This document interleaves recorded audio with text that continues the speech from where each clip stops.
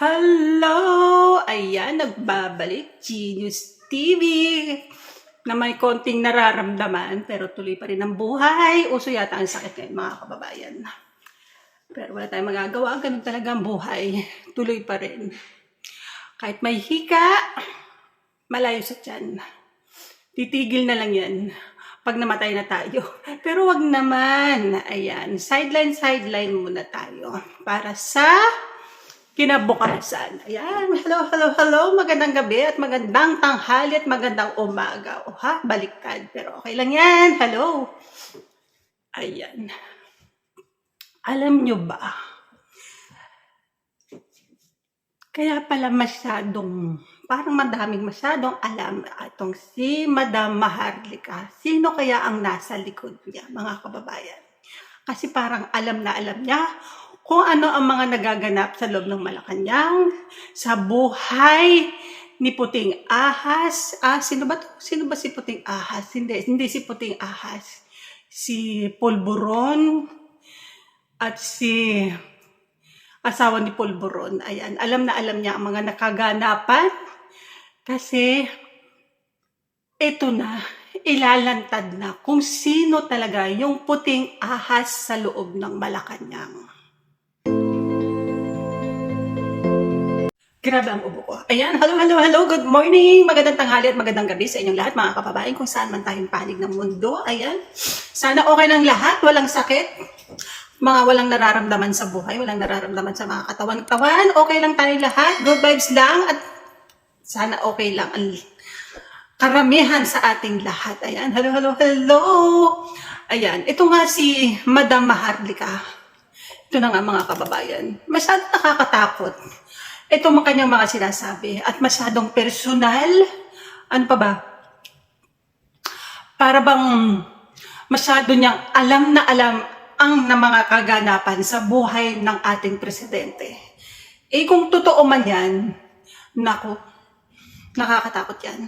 Panoorin natin kung gaano siya katapang at kung gaano niya ibulalas ang lahat.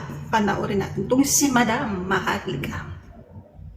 Lisa, ahas, ang hayop ka. Ikaw inutangan mo yung mga Chinese businessmen, Filipino-Chinese, tapos hindi mo na binayaran? Gago ka. Ayaw magpa-interview yung... Pero natatakot sila eh. Alam mo, natatakot yung mga Filipino-Chinese, baka daw sirain yung negosyo nila o gurguran sila ng liig. Wawa naman itong mga Filipino-Chinese natin na nanegosyo lamang. I met most of them during the campaign, mga palangga. Nakita niya kung yun lang ang pagnanakaw ni Lisa, dahil hindi na natin makita ito eh.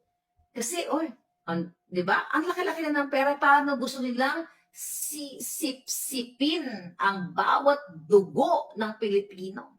Gusto nila sila lang ang everyday party here, party there sa Malacanang. State visit, kung ano-ano mga drama, shopping there, shopping here, orgy there, orgy here, pulburon here, o pulburon there. Kasi mga bangag, they don't care about you, I'm telling you. Ayun na nga, 'di ba? Masyado siyang personal, nakakatakot, masyado siyang may pinaghuhugutan ang kanyang mga sinasabi. Parang masyadong malakas ang power nito ni Madam Maharlika. Nako, kung saan ba nanggagaling yung ganyang galit na bakit parang siya ay galit na galit sa mag-asawang Marcos ng ating presidente at sa asawa niyang si First Lady Lisa Araneta. Nako, ano ba ang pinanggagalingan nito at bakit siya galit na galit simulat sa poll? Nanalo lang itong si PBBM, ganyan na siya. Nako, ito na, si Puting Ahas ng Malacanang, ibubunyag na. Panoorin natin kung sino talaga siya. Kaya ito ang nagbibigay siguro ng mga impormasyon para sirain ang ating Pangulo at ang kanyang asawang si First Lady Lisa Araneta Marcos na talagang matindi ang galit sa mag-asawang ito. Hindi natin alam kung saan nanggagaling ang kanilang hugot sa buhay. Panoorin natin ito. Saan ba nagsimula itong gulo? I will call a spade a spade. Nagsimula po yan nang natanggal si Vic Rodriguez bilang Executive Secretary. Executive Secretary nga eh. Ang tawag dyan, primus inter pares. the number one of co-equals ng mga alter egos. Siya talaga ang boss ng mga cabinet secretaries. So kung wala nang tiwala ang presidente sa executive secretary, no questions asked. He has to go. Nawala ng tiwala ang presidente sa iyo, that's it. Diyan po nagsimula yung mga birada at tira kay First Lady. Confirm, siya si puting ahas na nanggagalat iti sa galit na siya siguro ang nagbigay. Siya daw ang nagbibigay ng mga impormasyon. Siya rin ang nasa likod nitong si Maharlika, itong si Atty. Vic Rodriguez. Kasi siya lang naman ang may alam ng lahat. At simulang natanggal siya bilang executive secretary, ayan na, nag-umpisa na ang mga muro-muro, nag-umpisa na ang mga gulo-gulo tungkol sa mag-asawang Lisa at PBBM. Nako po, mukhang personala na ang mga kaganapan, mukhang personala na ang mga galit, kasi may mga pagbubunyag, pananakot, at ngayon gulo ang hatid ng ginagawa nitong si Maharlika para sa ating Pangulo ng Pilipinas. Nako po. Tapos, ito pa, kung itong ginagawa nila ay propaganda lang, dahil nagmamadali sila na maging presidente, wag na nating i-mention kasi madaming nagagalit sa atin. Alam nyo na bakit sila nagmamadali na matanggal si PBBM at maging presidente. Yung susunod sa kanya, nako, masyado pang malayo ang 2028 pero pamumulitika na ang mga nagaganap na ito. Paninirang puri na para strategy ito dati ni dating Pangulong Duterte. Na ngayon ito naman ang ginagawa ni Maharlika sa ating Pangulo. Nako, personalan na ang mga nagaganap.